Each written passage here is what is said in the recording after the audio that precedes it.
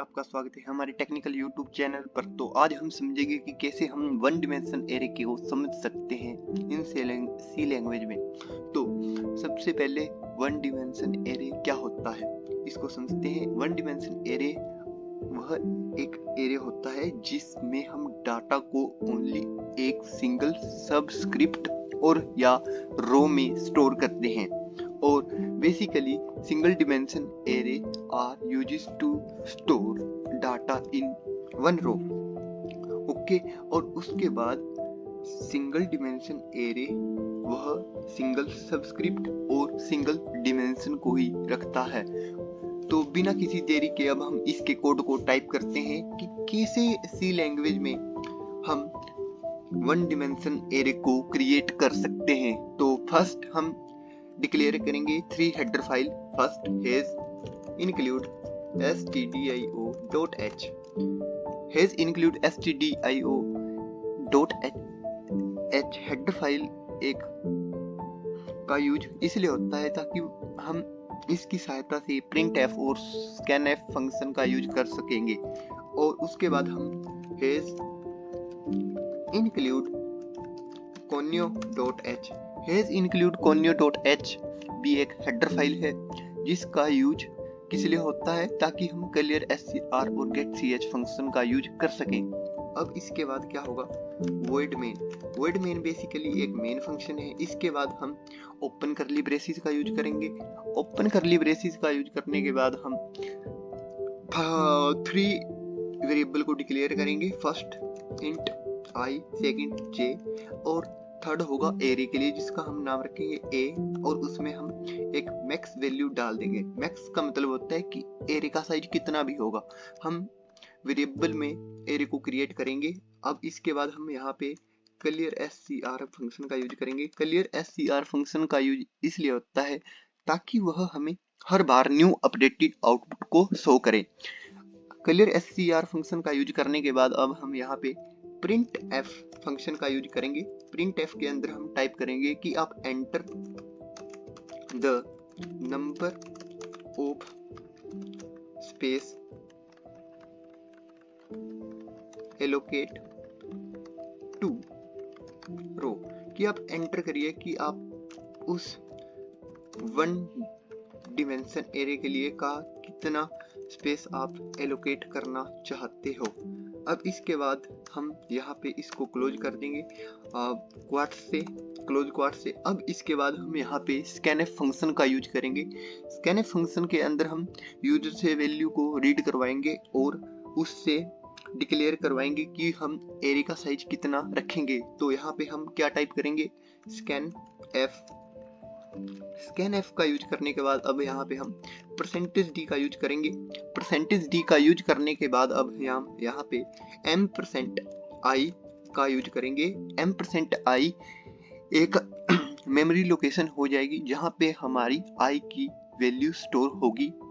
Okay, अब इसके बाद हम यहाँ पे क्या करेंगे, यहाँ पे हम लूप का यूज करेंगे। लूप का यूज बेसिकली फॉर अगर i j is equal to 0, okay, j is lesser than किससे होगा, i से, तो j प्लस प्लस। अगर ये कंडीशन होती रहेगी, सही होगी, तो हमारा लूप चलता रहेगा। पहले हम इसको समझते हैं। हमने क्या किया, फॉर लूप लगाया। फॉर लूप के अंदर हमने j is equal to 0 declare किया। उसके बाद j अगर लेसर देन i होगा तो j बढ़ता रहेगा। मतलब क्या होगा, जो हमारी i वैल्यू है वह j में स्टोर, i इंडेक्स में j की वैल्यू डलती रहेगी। जो हमने i एक इंडेक्स एरे क्रिएट किया उसमें हमारी j की वैल्यू इंसर्ट होती रहेगी। इसके बाद हम यहाँ पे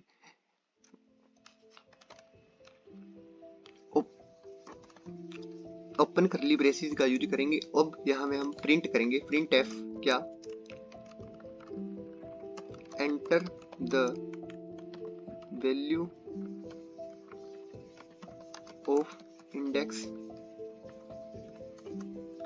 %d इज इक्वल टू, कि आप एंटर करिए वैल्यू को जो कि इंडेक्स होगा और वहां पे उस वैल्यू को आप एंटर करिए और यहाँ पे हम टाइप कर देते हैं j is equal to j+1। j+1 इसका मतलब है कि हम जैसे कि हमारा इंडेक्स, हमारा एरे बना आई, उसकी जो फर्स्ट बेस एड्रेस होगा 0, हमने +1 कर दिया तो 0 की जगह क्या हो जाएगा 1, फिर 2, फिर 3, फिर 4। इस तरह से हमारा j+1 काम करता रहेगा। ठीक है, अब इसके बाद हम क्या करेंगे, इस प्रोग्राम को पहले इतना देखते हैं कि इतना कैसे काम करा, फिर थोड़ा सा और आगे समझेंगे। तो उसके बाद हमने क्या करेंगे, यहाँ पे हम scanf फंक्शन का यूज करेंगे। scanf परसेंटेज दी m% जो हमने a मैक्स किया है उसमें हम j को डाल देंगे। ठीक है, अब इसके बाद हम इसको यहाँ पे क्या कर देंगे क्लोज, और इसको भी क्लोज कर दें। अभी हम इतना प्रोग्राम बनाया, इसको एग्जीक्यूट करेंगे, फिर इसके बाद हम आगे और प्रोग्राम है उसको फिर क्रिएट करेंगे, उसको समझेंगे। तो पहले इतना चला के देखते हैं, फिर इसको समझते हैं, फिर आगे का प्रोग्राम समझेंगे। तो हमने क्या किया, इसको चलाएंगे Alt F9 to error max undefined. मतलब क्या है इसका मतलब यहाँ पे हम तीसरी header file hash define max 100। ठीक है, अब चल जाएगा 1 एरर मिसिंग j+1। ओके, यहाँ पे हम कोमा लगाना मिस्टेक कर गए। अब हम यहाँ पे इस प्रोग्राम को एग्जीक्यूट करके देखते हैं। हमने अब समझते हैं, एंटर द वैल्यू 4, इंडेक्स 1 में 3 2 4 5 6। ठीक है, हमारा प्रोग्राम काम कर रहा है। अब इसको समझते हैं। जैसे कि हमने इस प्रोग्राम को एग्जीक्यूट किया, क्या आया, सबसे पहले अल्ट कंट्रोल F9 का यूज करके enter the number of space allocated to one dimension array. Okay, हमने स्पेस कितना एलोकेट किया 5 हमारे पास इंडेक्स क्रिएट हो जाएंगे एरे में। ओके, अब इसके बाद हम क्या करिए कि enter the value of index 1 की वैल्यू को एंटर करिए, जो हमने 2 एंटर करवाई। ठीक है, अब enter the value of index 2 की वैल्यू को एंटर करिए, जो हमने 7 करवा दी। एंटर द वैल्यू ऑफ 3, वो हमने 44 करवा दी। ठीक है, अब इसके बाद enter the value of index 4 19 करवा दी। Enter the value of index 5, जो हमने 65 करवा दी। ठीक है, अब इसको समझते हैं कि यह प्रोग्राम कैसे काम करा। यहाँ तक हमने 2 हेडर फाइल को डिक्लेयर किया। First has include stdio.h, second is has include conio.h।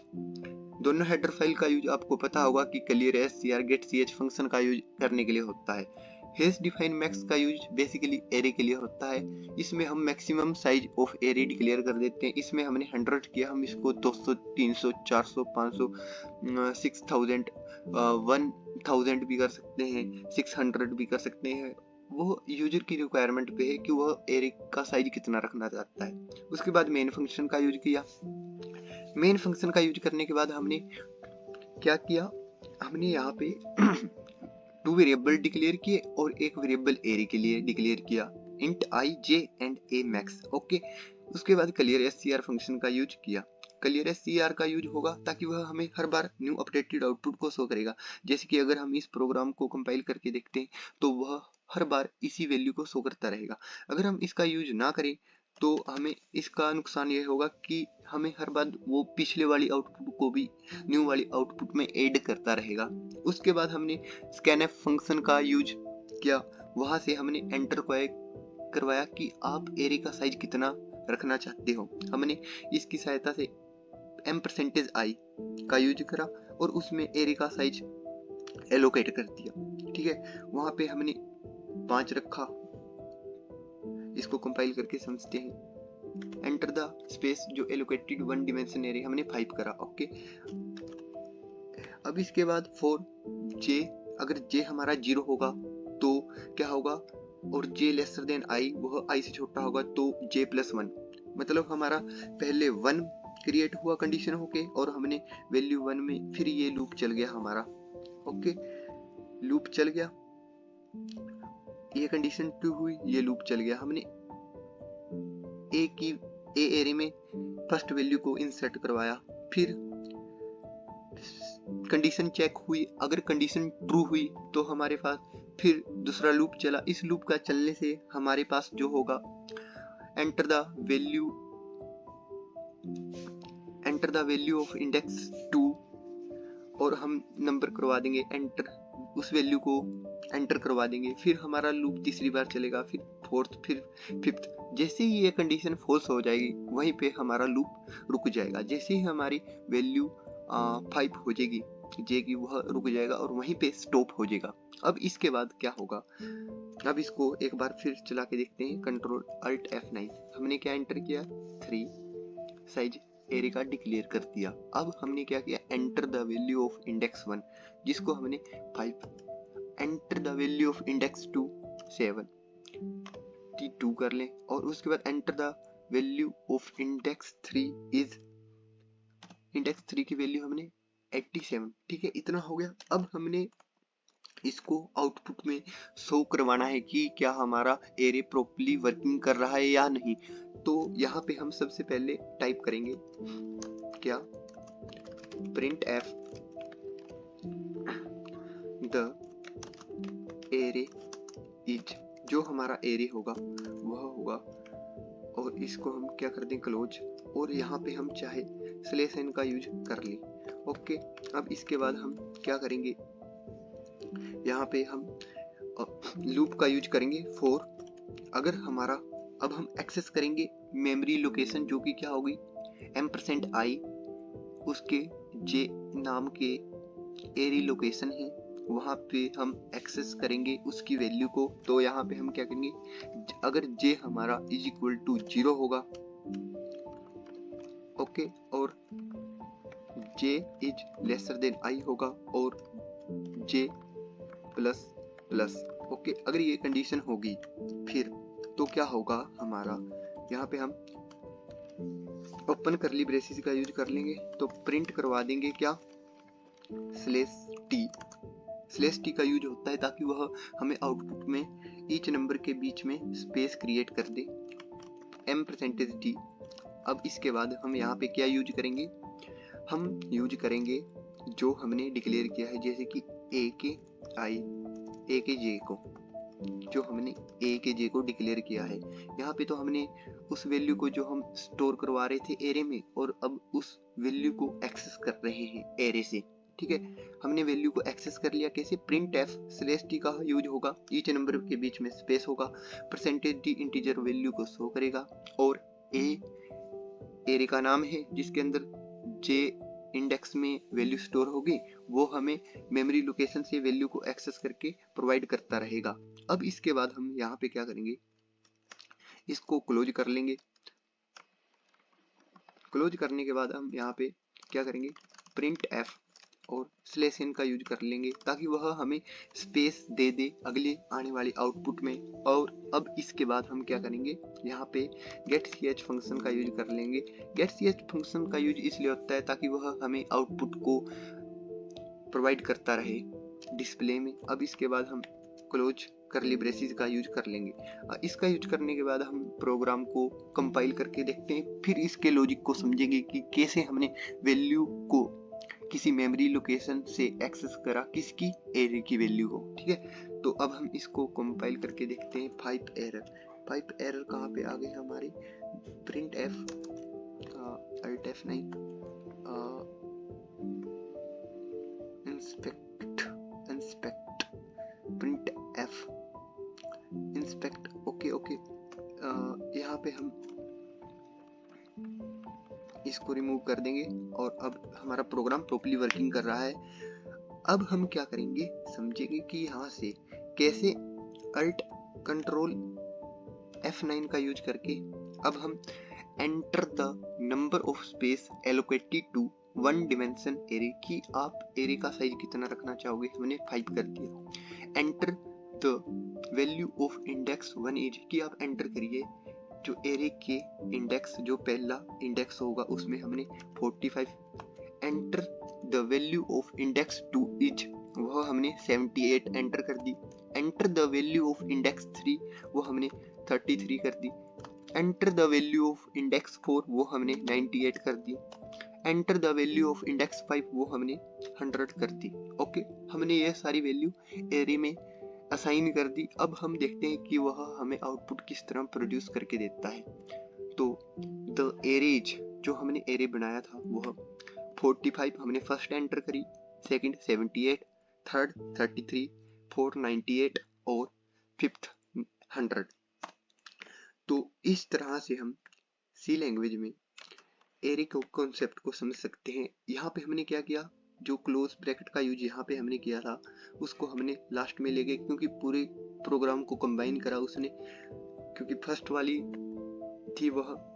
उसके बाद प्रिंट एफ का यूज करा, द एरेज जो हमारा एरे होगा। लूप लगाया, लूप का यूज होगा इस मेमोरी लोकेशन से वैल्यू को एक्सेस करने के लिए, वही लूप लगाया जो हमने यहाँ पे यूज करा।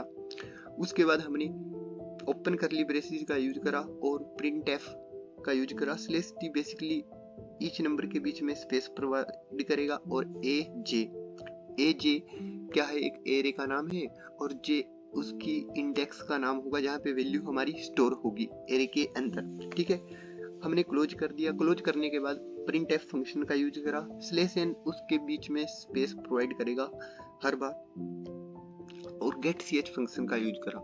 गेट सी एच फंक्शन का यूज होता है वैल्यू को एक्सेप्ट करने के लिए। तो इस तरह से हम सी लैंग्वेज में समझ सकते हैं कि कैसे हम एरे को क्रिएट कर सकते हैं। तो थैंक यू, धन्यवाद आप सभी का।